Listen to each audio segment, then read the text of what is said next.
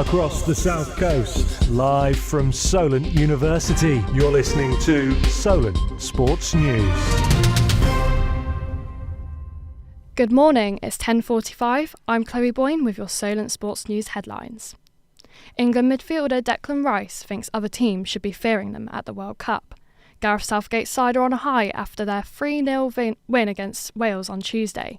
Rice thinks that England should be seen as favourites along with France and Brazil. Look at the quality that we've got in the squad. Why should we not be feared? If you look at our attacking players, world-class, unbelievable talents across the board. Players that have played in the biggest games, won the biggest trophies. So look, we are one of the biggest teams here, but look, it's down to us to prove it on the pitch. Obviously, teams like the French have proved that. England are also training today ahead of their World Cup knockout match against Senegal this weekend. However, they will be without Ben White as the defender has left the camp due to a personal emergency. Our reporter Craig Cully asked the public for their predictions ahead of their game on Sunday. I'm going 3-0, Bellingham to score 1, Rashid to score 2,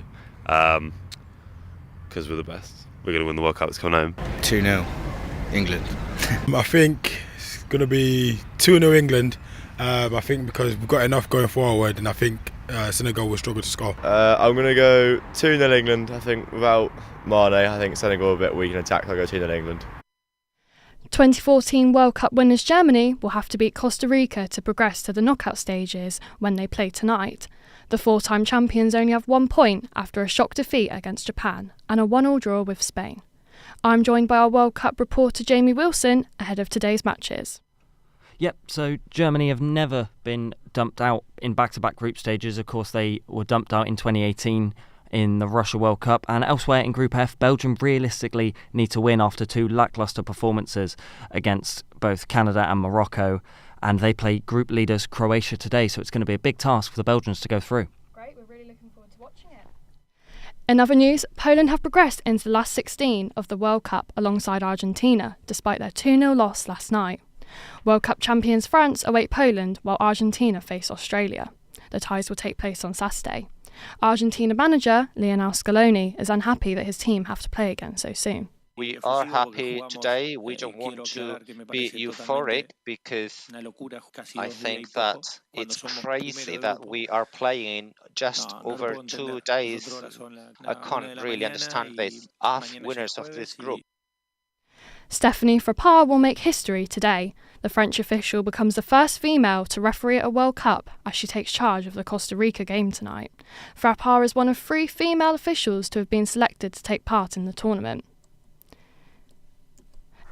In some local football news, AFC Stoneham secured their quarter-final spot in the Russell Coates Cup with a penalty victory last night. The Paps welcomed Peterfields Town with the encounter still 0-0 at the final whistle. Stoneham's number 7, Lewis Nagel, scored the winning penalty, making it 5-4. England have started their first Test match in Pakistan in 17 years. This is despite the squad being hampered by illness, as only 5 players trained on Wednesday. Ben Foakes has been ruled out of the visitors' match, with Will Jacks coming in. I'm currently joined in the studio by cricket reporter Alex Evans-Scott. Alex, how are they getting on? Yeah, so England just closed at 506 for 4 from 75 overs. After choosing to bat first, centuries from Zach Crawley, Ben Duckett, Ollie Pope and Harry Brook have given England a fantastic start in Pakistan. Former captain Joe Root was brought up for 23, but Pakistan will be hoping to reclaim... Saracens have signed Francois Hougaard on a 3-month deal. The former Wasps back has been signed to provide injury cover on the wing. The 34-year-old South African joined Wasps in 2021 after 5 years with Worcester and has made more than 100 appearances in the Premiership. In the netball, England and Scotland will go head-to-head in the group stage of the 2023 World Cup in South Africa. They are also joined in Group B by Malawi and Barbados. The Roses sit in third in the current world rankings after placing second in the Netball Quad Series this year. The tournament will take place between the 28th of July and the 6th of August 2023. Tiger Woods' own golf tournament on the PGA Tour is taking place this afternoon. However, it's likely the 46-year-old golf star won't be involved.